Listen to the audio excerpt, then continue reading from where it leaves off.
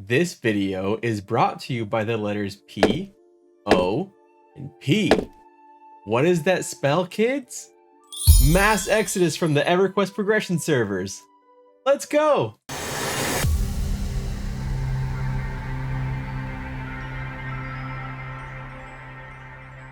The launch of Planes of Power brought with it big changes to EverQuest. These changes are relived every year or so by the progression server faithful.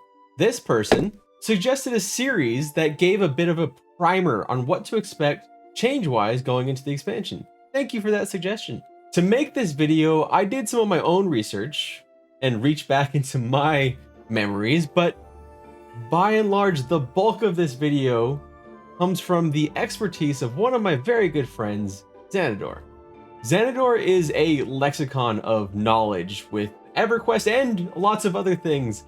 And when I was playing through the game, he was essential to me knowing what the hell I was supposed to do. So let's all, in the comments, let's thank Xanador for all of his information on this video. How could we not start with Plane of Knowledge? Not only is this the biggest change in the expansion, it's by far the most enduring. Plane of Knowledge becomes the absolute center of EverQuest in Planes of Power and remains that way. The highlight here for most people will be the books that can port you all over Norath, and this is a true game changer as it was a tumultuous change from the way the game had been to that point. Traveling instantly became faster. Beyond that, this was one of the first expansions that localized zones. The entire expansion is directly connected to Plane of Knowledge and Plane of Tranquility. An underrated change with the Plane of Knowledge, though, is access to vendors, banks, and crafting, all in one location for all EverQuest races. On top of that, like the Nexus, buffs do not expire in this zone, making it yet another gathering place for MGBs. Future expansions continue to add more convenience to POK. So, settle in. This is your new home in Norath. Hope you like books. Porting to Druid Rings for 50 plat. You know you want to. Porting to Druid Rings, 100 plat. Porting to Druid Rings for, I'll pay you 100 platinum? I'm lonely. Planes of Power replaces item keys with a flagging system that gets refined in later expansions, but in Planes of Power it has limits. The most onus of these will be on your guild and raid leaders to organize how flagging will be handled, but you should have some basic understanding of how the flagging system works to assist them because they're going to be pulling their hair out. And also keep in mind, there is a way to fix your flagging if you mess up. I have linked down below the way to unlock your memories. So if you need that little bit of assistance because you don't do it exactly in order, that should help you out. Keying in Canark, Velius, and Luclin was primarily about unlocking raid zones, and it relied on a lot of personal responsibility, going out and grinding, camping, finding ways to get those keys largely on your own. That changes in Planes of Power where good experience zones are locked behind the flagging system. No longer is it something where you have to personally go grind it out. It's something that you do communally to unlock those zones and unlock future raid content. And the responsibility shifts. It's still on you, but it's about being available and following the guild's directions. In most cases, there will be a limited number of flags and only available during a short time frame following the death of a raid target. Individuals need to hail when the guild tells you to get the flag.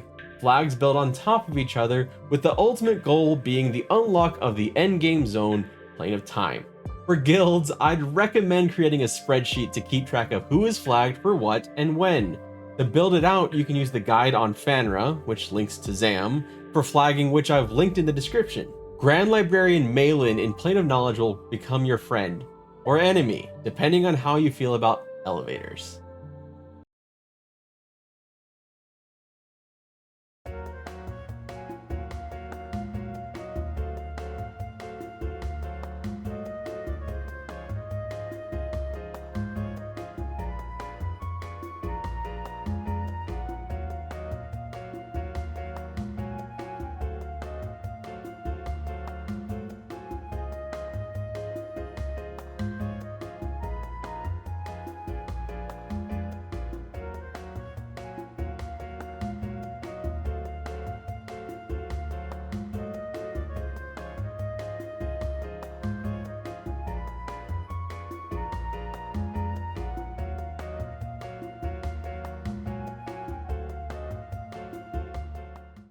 So enjoy this new and somewhat quirky system that doesn't really go away as we progress. It just gets refined. Okay, as soon as this dies, if you have been told beforehand, you need to hail immediately.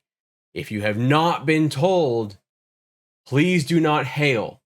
Please do not hail. Hail. Hail. Hail. Hail. Hail. Hail. Hail. Hail. Huh?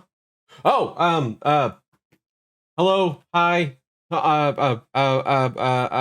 hail. Yeah, that's the one, right? Oh shit, I missed it. Planes of Power is the first expansion where you will have randomized turn-ins for the vast majority of your spells. Kunark had a little bit of this with some turn-ins where you could swap out spells, but this is a whole different level. Ethereal Parchments are for levels 61 to 62. Spectral Parchments are for levels 63 and 64. Glyph Rune Words are for the max level 65. The spells you get back from turn-ins are random, but the good news is these results can be traded on the bazaar, so it's not a total loss when you get duplicates of the same spell. Just really annoying. Be prepared to not get all of your level 65 spells in Era, so focus on the ones you really need. Glyph Rune Words are primarily from raid targets and a handful of tough NPCs in flag zones. So here's a tip directly from Xanador. The level 65 runes can drop from the Bastion of Thunder wing bosses. These can be killed with 1 or 2 solid groups, so this is a good way to get your level 65 spells. Through Luclin, any level could use any item, giving rise to the mythos of incredible power leveling items, like the Scepter of Destruction. All of this changes in Planes of Power with level requirements and recommended levels showing up for the first time. Like many other mechanics added in this expansion, this also continues going forward. Most gear in Planes of Power will come with a recommended level, and using it below that level will dramatically scale down the stats, so don't get excited about grabbing gear for your level 1 ranger from Drunder. You can see the recommended item level on the item tooltip, and your active stats if below that level will be in red. A handful of items were added in later expansions to older zones, so you do see a handful of items in Luclin, I believe potentially even in Velius, that do have level requirements. But this was the expansion that added though, and this is where it becomes the norm. Finally, at long and last, the long sword of badassery. Can I try it? Perhaps you can wield it.